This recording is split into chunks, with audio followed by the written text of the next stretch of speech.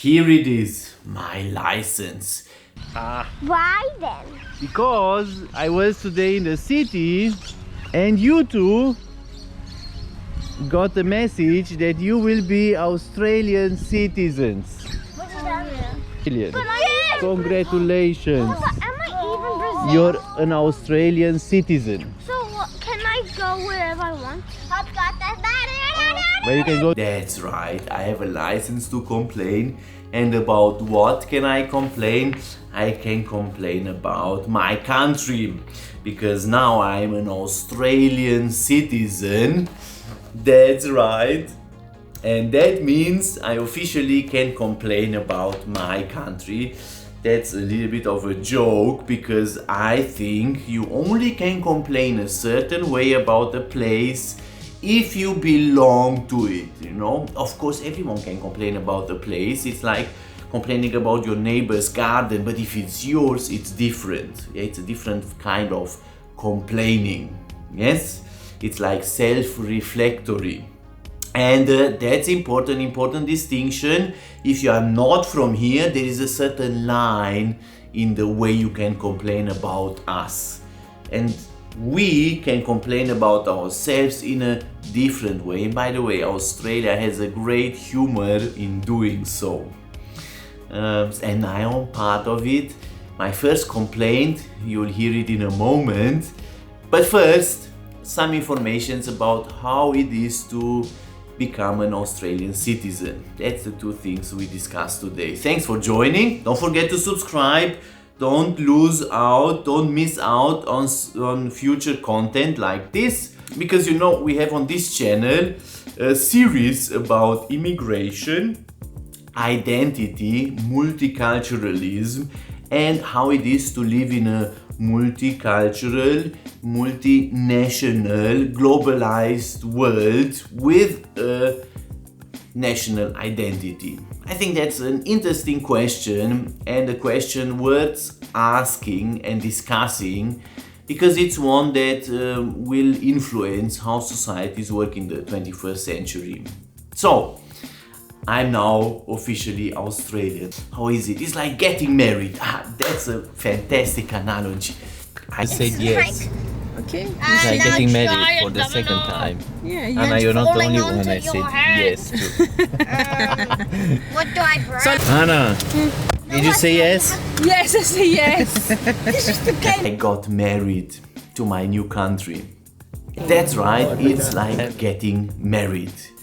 There is a certain ceremony you have to undergo to become an Australian citizen, just like in marriage. I'm a marriage celebrant, by the way, so just so you know, I know a thing or two about ceremonies. So there is a certain ceremony you have to go through. You say, yes, I do, when you are asked, do you? So you still can say no right until the end, because the official moment you become a citizen is when you take the pledge. And the pledge is a nice commitment, an official public commitment you make for this country. I pledge a ceremonial master, the mayor of the city of Greater Dandenong in my case, who acts on behalf of the Minister of Immigration and Multicultural Affairs. And there is official order of the service. Then you will stand up, you will sing a song, which is the hymn, and then before that you take the pledge.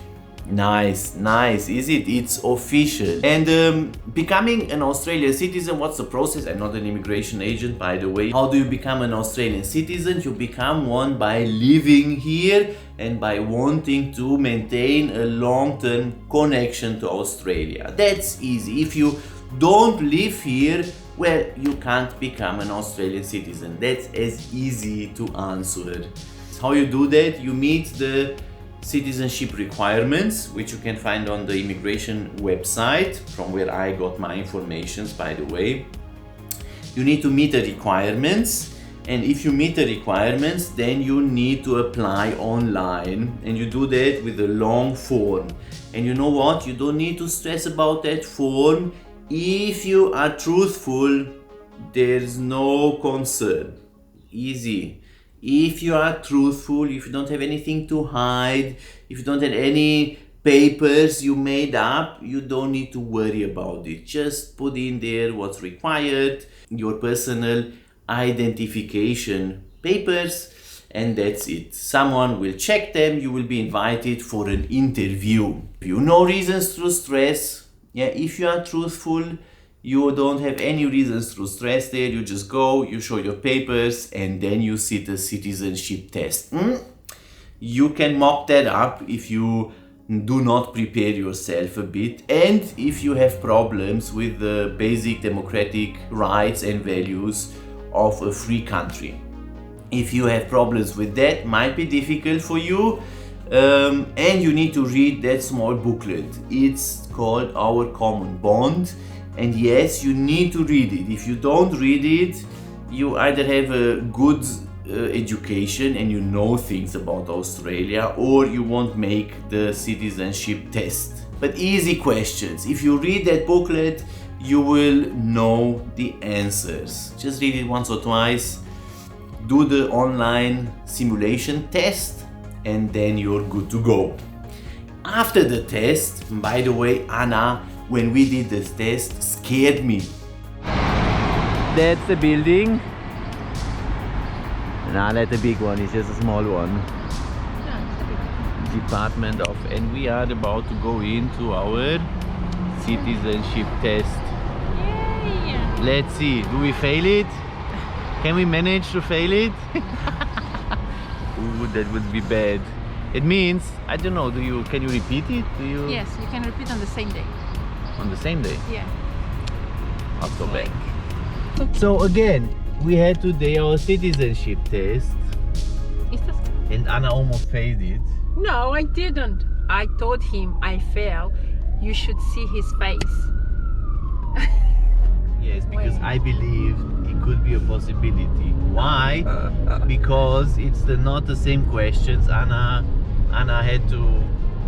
had in the test we did. Yeah, we practice because in the website for the immigration you have the test practice, and I have practiced just these questions. I have read the book, but it was a long time ago.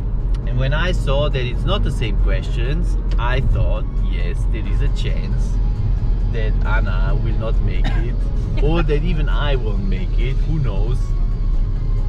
Yeah. At least at the beginning. Afterwards, I didn't worry that much. Although pressing the button submit was. Yeah. Do I press and it comes no? I was so afraid. I called the woman. Come here. I'm not pressing the button. Did you say? I want you nearby. And she said, it's okay, you can press okay now. Are you sure it's all marked? She said, yes, they are all marked. You're ready to go. Just press okay. And that's my wife, you know, she can be like that. She had a very serious face. She looked at me and I asked her, how did you do? And she said, I didn't make it. I was thinking for a moment, of course you didn't make it.